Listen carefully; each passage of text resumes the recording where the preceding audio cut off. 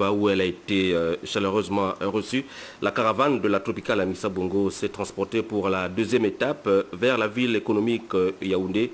Circuit urbain de 112 km. Résultat du jour, vainqueur d'étape, Francesco Palini de l'Ampre Mérida. Deuxième, Vicente Rennes de l'écurie L'Eau. Troisième, Adrien Petit de Cofidis. Classement général, 1, Francesco Palini, maillot jaune, un Italien. Deuxième, Frédéric Robert de l'écurie Lotio de Belgique. Troisième, Sofiano Hadi du Maroc. Demain, mercredi 16 janvier, troisième étape entre Oyem et Bitam. Le stade Jean Koumou de Lambaréné attend une mue qui devrait assurer la Ligue nationale de football durant cette phase de l'intersaison du championnat national de football de D1 Pro du Gabon. Voici le constat de Dave Moubélé et Vincent Ngabina. Très sollicité depuis l'entame du championnat Pro D1 du Gabon, le stade Jean Koumou de Lambaréné est dans un état qui mériterait qu'on s'y attarde un tout petit peu durant cette phase de l'intersaison. Nous avons, par l'entremise de notre président fondateur, entrepris en début de saison quelques travaux pour rendre cette enceinte beaucoup plus agréable. Nous avons mis un panneau d'affichage. Nous avons pu également, au niveau des vestiaires, entreprendre des travaux de réfection très importants. Nous ne voyons rien venir du côté de la LINAF. Je crois qu'il serait de bon aloi que la LINAF aussi pense à nous. Que dire de la barrière de sécurité? Nous avons entrepris des travaux de relèvement de la barrière.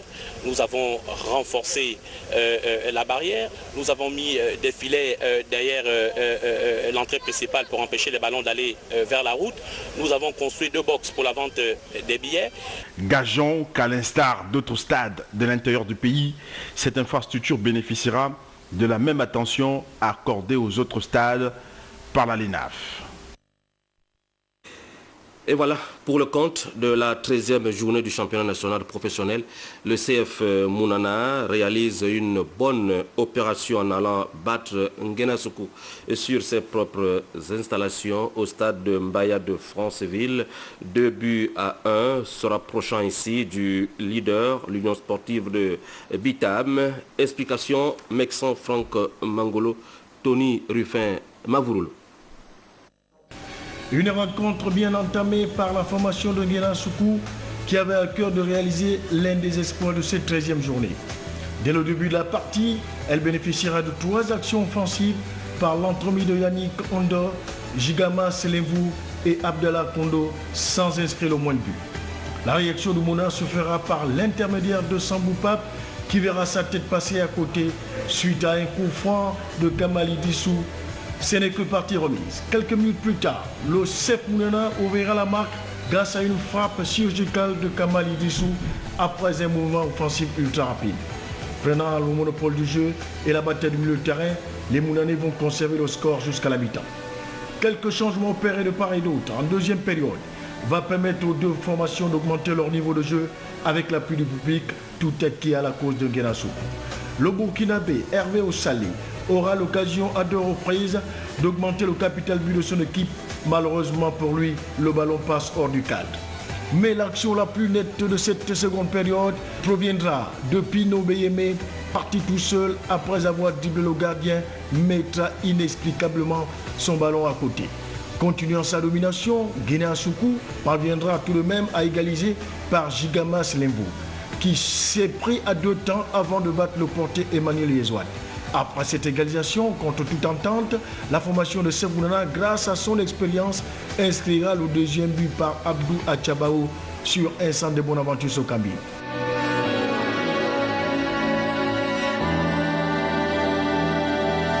Sentant le spectre de la défaite, les joueurs de Nguénasoukou vont se ruer à l'attaque et obtiendront un coup franc dangereux, mais la frappe de Pino Beyeme sera dégagée par le portier mounanais. C'est sur ce score de 2-1 que l'arbitre mettra un terme à la partie, à la grande déception du coach de Nguena Soukou. Le score ne reflète pas la physionomie du match. Qu'est-ce que vous voulez? Ce sont les aléas du football. Nous sommes obligés d'accepter la défaite. Nous n'avons pu concrétiser le nombre incalculable d'actions de but que nous avons eu. Vous avez vu l'autre occasion en deuxième mi-temps, les buts vides. Les buts vides. Pour un joueur de la trame de BME, je me dis il y a un problème. Il faut rechercher. Nous allons continuer à travailler. Une victoire bon pour le moral des joueurs de Sepounana qui permet également à ce club de se rapprocher du leader, l'Union sportive des Bitables. C'est toujours bon pour le moral de pouvoir gagner ce soir. On savait que USB avait trébuché hier, donc ça a ajouté une pression supplémentaire. Je crois que vous avez remarqué ça en première mi-temps. Mais les garçons se sont bien exprimés en deuxième mi-temps. Dommage qu'on n'a pas su marquer les occasions qui sont présentées à nous. Mais maintenant, bon, on va remettre ça pour la phase retour et puis préparer sereinement le match de Coupe d'Afrique. L'homme le plus heureux après le coup de sifflet final n'était autre que le président Patrick Opianga qui fait ici le bilan de son équipe pour cette première partie du championnat. Un bilan plutôt positif dans le sens où nous avons eu un début de championnat laborieux. On a vu les équipes des grandes écuries ou alors des grosses écuries prendre de l'envol par rapport à nous. Et nous sommes les champions sortants aussi.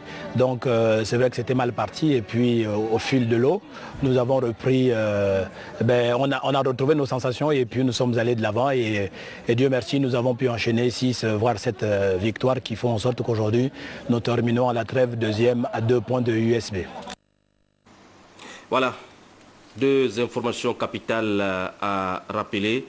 L'entretien ce matin au palais présidentiel entre Ali Bongo Ondimba et le PDG d'AXA en mission dans notre pays, le chef de l'État qui vient de décider pour la 2e fois consécutive de la levée de la suspension de la TVA et des taxes douanières pour une durée de 3 mois sur toute l'étendue du territoire national.